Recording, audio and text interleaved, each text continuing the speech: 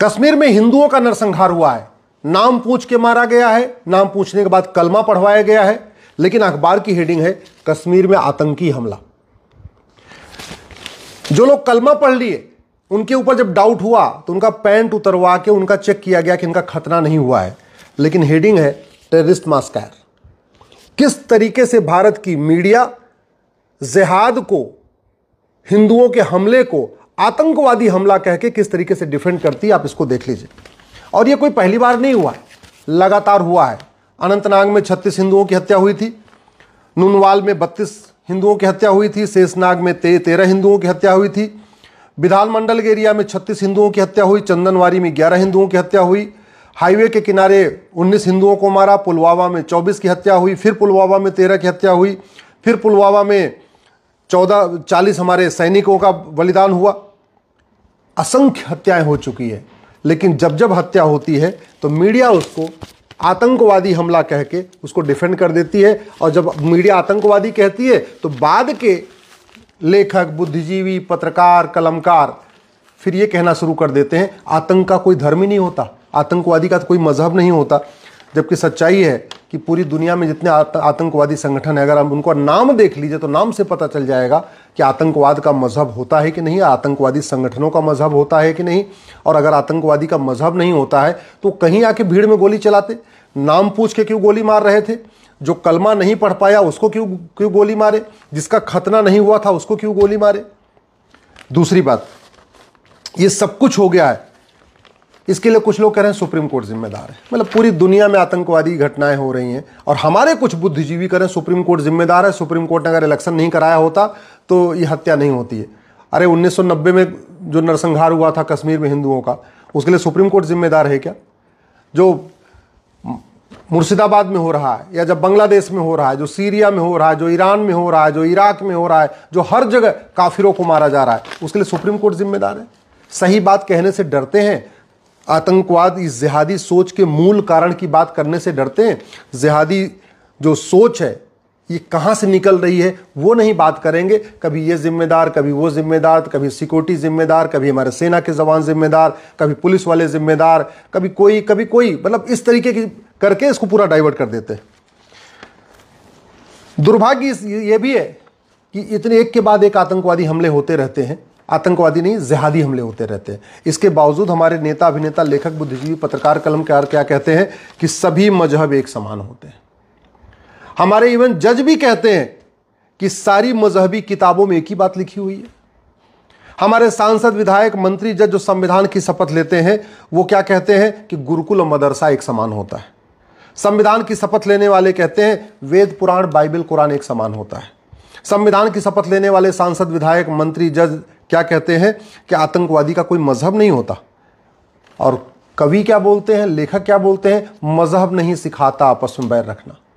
और कुछ तो और भी बोलते हैं, कुछ बात है कि हस्ती मिटती नहीं हमारी हस्ती मिट रही है, हमारी बस्ती मिट रही है। अफगानिस्तान से हस्ती और बस्ती मिट गई, पाकिस्तान से हस्ती और बस्ती मिट गई, मालदीव से हस्ती बस्ती मिट गई, बांग्लादेश से हस्ती बस्ती मिट गई, भारत के 9 राज्यों से हस्ती और बस्ती मिट गई, भारत के 800 जिलों में से 200 जिलों में हस्ती और बस्ती मिट गई, 6000 तहसीलों में से 1500 तहसीलों में हस्ती और बस्ती मिट गई, भारत के बॉर्डर पे जो 300 तहसीलें उनमें 300 की 300 तहसीलों में हस्ती और बस्ती मिट गई।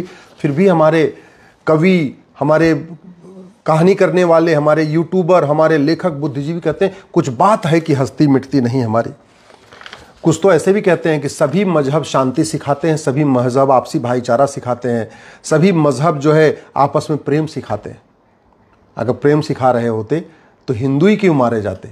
ये इस पे कभी चर्चा नहीं होती। एक बात और ये भी है, हमारे वेद, हमारे पुराण, हमारे उपनिषद, हमारे गीता, हमारे रामायण में लिखा हुआ है व्यक्ति का स्वभाव, व्यक्ति का व्यवहार इस बात पर निर्भर करता है कि बचपन में वो बच्चा आंखों से क्या देखता है, नाक से क्या सूंघता है, मुंह से क्या खाता है और कान से क्या सुनता है।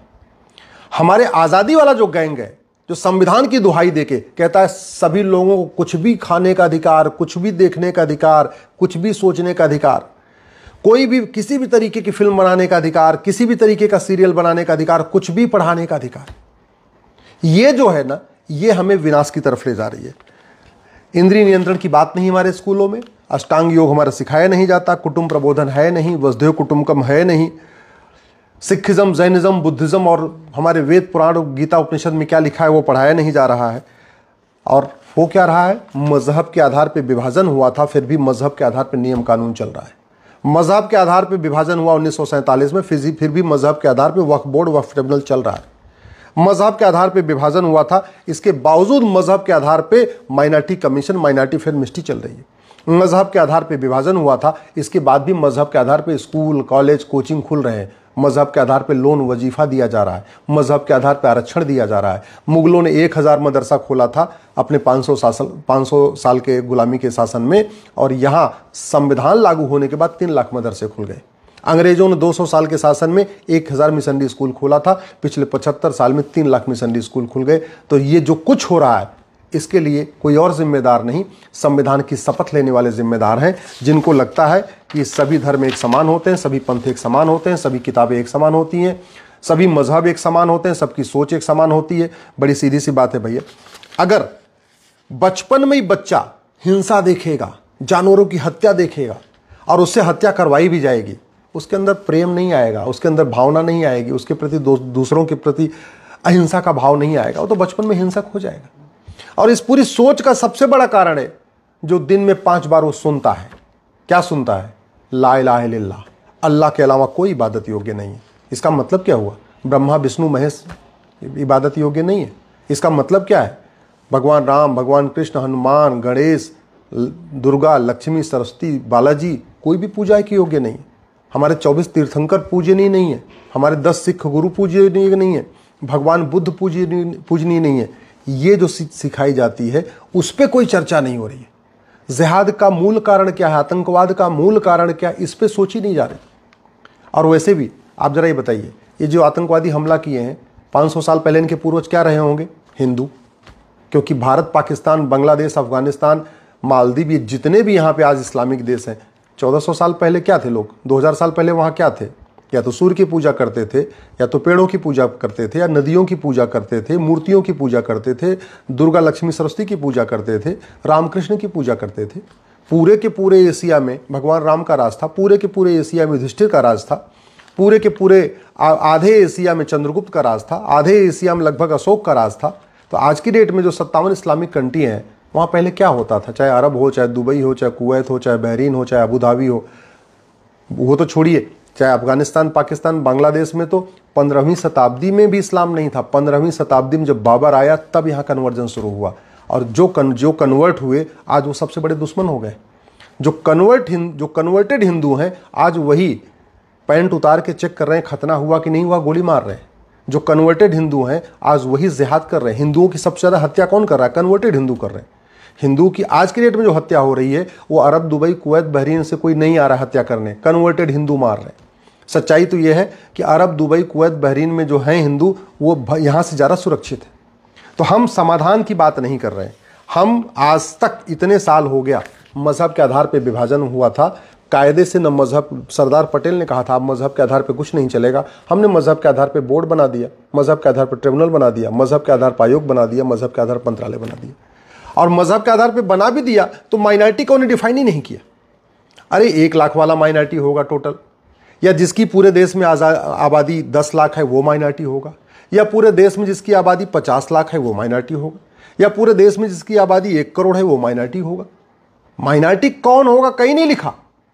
और minority commission, minority film ministry, करोड़ों का केंद्र का बजट, करोड़ों का राज्य का बजट, माइनॉरिटी के नाम पे वजीफा, माइनॉरिटी के नाम पे लोन, माइनॉरिटी के नाम पे कोचिंग, माइनॉरिटी के नाम पे सब दुनिया भर की चीज़ें। माइनॉरिटी कौन है कहीं पता ही नहीं है। भारत को बचाना चाहते हैं, सबसे पहले इस माइनॉरिटी मेजॉरिटी के खेल को बंद करिए। भारत को बचाना चाहते तो हेट स्पीच को डिफाइन करिए, भारत में हेट स्पीच को डिफाइन करिए, और जितनी भी मजहबी किताबें हैं एक बाकायदा कमीशन बना के सभी किताबों की समीक्षा करिए। जिन जिन मजहबी किताबों में नफरत सिखाई जा रही है उन किताबों के कम से कम उतने पार्ट को बैन करिए। चीन ने किया है, चीन ने हेट स्पीच को डिफाइन किया और जितनी मजहबी किताबें थी सबकी समीक्षा करवाया, और जहाँ जहाँ गड़बड़ी थी, जिन जिन पन्नों पे गड़बड़ी थी वो पन्ने निकलवा दिए। भारत में क्यों नहीं हो सकता? किसने रोका हुआ है? अगर आपको लगता है लोकतंत्र दिक्कत कर रहा है तो फिर 1 साल 2 साल के लिए आपातकाल लगा दीजिए। 75 में आपातकाल लगा था ना, लगाइए आपातकाल, 1 साल के लिए लगाइए, 2 साल के लिए लगाइए। एक बार जुताई, गुड़ाई, निराई, खरपतवार की सफाई करिए। अगर आपको लगता है लोकतंत्र के रहते हुए जुताई, गुड़ाई, निराई, खरपतवार की सफाई नहीं हो सकती, लगाइए इमरजेंसी लगा के सफाई करिए। लेकिन भारत को बचाना तो पड़ेगा ना।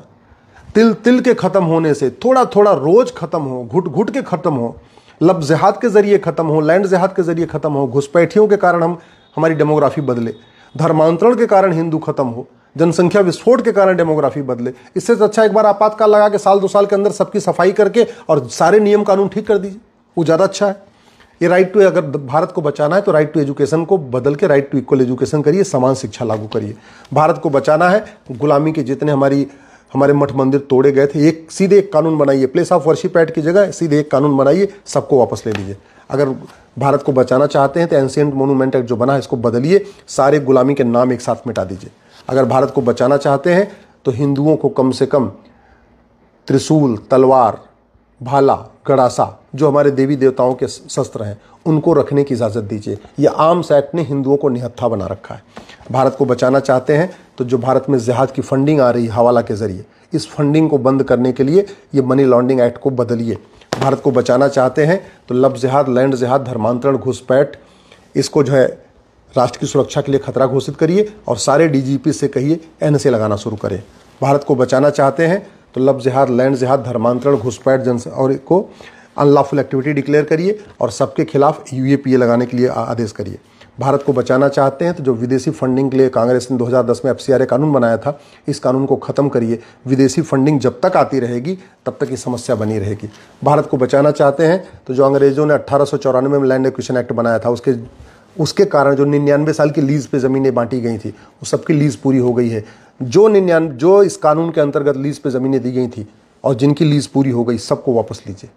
जो ज़मीनें पड़ी हुई ना, उसके दम पे वो कमा रहे हैं, लूट रहे हैं और जो पैसा आ रहा है उससे वो आतंकवाद को, जिहाद को फैला रहे हैं। भारत को बचाना चाहते हैं तो ये जो रिप्रेजेंटेशन ऑफ पीपल एक्ट है 1950-51, इसको बदलिए, एक नई भारतीय चुनाव संहिता लागू करिए और जो भारत की संस्कृति और भारत गद्दारों की, जासूसों की मदद करे, उसके चुनाव लड़ने, पार्टी बनाने, पार्टी पदाधिकारी बनने पर आजीवन प्रतिबंध लगाइए। भारत को बचाना चाहते हैं, ये भारतीय साक्ष्य संहिता में संशोधन करिए, नार्को पॉलीग्राफ ब्रेन मैपिंग कानून बनाइए। भारत को बचाना चाहते हैं तो भारतीय न्याय संहिता में एक नया कानून, एक नया चैप्टर जोड़िए, ऑफेंस रिलेटेड टू टेररिज्म, और ये सुनिश्चित करिए कि चाहे वो डिस्ट्रिक्ट कोर्ट हो, चाहे हाई कोर्ट हो, चाहे सुप्रीम कोर्ट हो, आतंकवादियों का मुकदमा 1 साल के अंदर खत्म होगा। और ये हो सकता है, करना केवल इतना पड़ेगा, झूठी गवाही को गंभीर अपराध घोषित करना पड़ेगा, नार्को पॉलीग्राफ ब्रेन मैपिंग कानून बनाना पड़ेगा। आतंकवादियों को पकड़िए, उसको narco polygraph brain mapping test करिए और उसी टेस्ट के आधार पर जो रिपोर्ट आए सीधे फांसी उठा के दे दीजिए। और फांसी भी सार्वजनिक, छुपी छुपाई तरीके से नहीं, सीधे जनता को बुला के 10-20 हज़ार लोगों के बीच में फांसी दीजिए, 10-20 हज़ार लोगों के बीच में गोली मारिए, तब भारत सुरक्षित होगा। भारत को बचाना चाहते हैं तो 1861 का पुलिस एक्ट बदलिए, नया 1 नेशन 1 पुलिस कोड लागू करिए। भारत को बचाना चाहते हैं तो भारत में ड्रग जिहाद को बंद करिए। ये एनडीपीएस एक्ट कभी ड्रग स्मगलिंग को रोक नहीं पाएगा, और अगर ड्रग जिहाद नहीं रुका, ड्रग स्मगलिंग नहीं रुकी, तो सारा पैसा जो ड्रग का आ रहा है ये सीधे सीधे जिहाद के काम आएगा। ये सिटीजनशिप एक्ट सड़ गया है, आज तक किसी भी जिहादी की नागरिकता खत्म नहीं हुई, इस कानून को बदलना पड़ेगा। ये जो जिहादियों की फंडिंग होती है काले धन से होती है। काला धन क्यों जनरेट हो रहा है? क्योंकि हमारा ब्लैक मनी वाला कानून महाघटिया है। ये जो पूरा इनका बेनामी लेन देन चल रहा है वो क्यों चल रहा है? क्योंकि हमारा कानून घटिया है। तो अगर भारत को बचाना है, भारत की संस्कृति को बचाना है, घुसपैठ क्यों हो रही है? क्योंकि फॉरेन एक्ट हमारा सड़ा हुआ है, महाघटिया है। घुसपैठियों उनके मददगारों के खिलाफ घुसपैठियों और उनके मददगारों की 100% संपत्ति जब्त करने, नागरिकता खत्म करने और आजीवन कारावास, फांसी देने के लिए कानून बनाइए। भारत की कुरीतियों और कुप्रथाओं खत्म करने के लिए जितने भी मजहब के आधार पर कानून बने हैं सबको बदलिए, एक नया यूनिफॉर्म सिविल कोड लागू करिए। जब तक गुलामी के नाम नहीं हटेगा, गुलामी का निशान नहीं हटेगा, गुलामी की कुरीतियाँ खत्म नहीं होंगी, गुलामी की कुप्रथाएं खत्म नहीं होंगी, गुलामी की पुलिस व्यवस्था नहीं बदलेगी, गुलामी की न्यायिक व्यवस्था नहीं बदलेगी, गुलामी की प्रशासनिक व्यवस्था नहीं बदलेगी, तब तक देश सुरक्षित नहीं होगा। मात्र 5 साल के अंदर भारत को सुरक्षित बनाया जा सकता है, लेकिन उसके लिए केवल और केवल नियम कानूनों को बदलना होगा। जब तक पुलिस व्यवस्था, प्रशासनिक व्यवस्था, शिक्षा व्यवस्था, चुनाव व्यवस्था, न्यायिक व्यवस्था नहीं बदलेगी, जब तक election reform, police reform, judicial reform, tax reform, administrative reform नहीं होगा, तब तक भारत सुरक्षित नहीं होगा। ऐसे ही धांत चलता रहेगा, जिहाद चलता रहेगा, मजहबी उन्माद चलता रहेगा, घुसपैठ चलती रहेगी, धर्मांतरण चलता रहेगा, हम लगातार घटते रहेंगे, हम लगातार कटते रहेंगे। समाधान कठोर कानून, शिक्षा में संस्कार होगा, कानून का खौफ होगा, तब भारत बचेगा। नहीं तो देखते देखते जैसे अफगानिस्तान से हिंदू खत्म हो गए, पाकिस्तान से हिंदू खत्म हो गए, मालदीव से हिंदू खत्म हो गए, बांग्लादेश से हिंदू खत्म हो गए, भारत के 9 राज्यों से हिंदू खत्म हो गए, 200 जिलों से हिंदू खत्म हो गए, 1500 तहसीलों से हिंदू खत्म हो गए, बाकी जगह से भी हिंदू खत्म हो जाएंगे।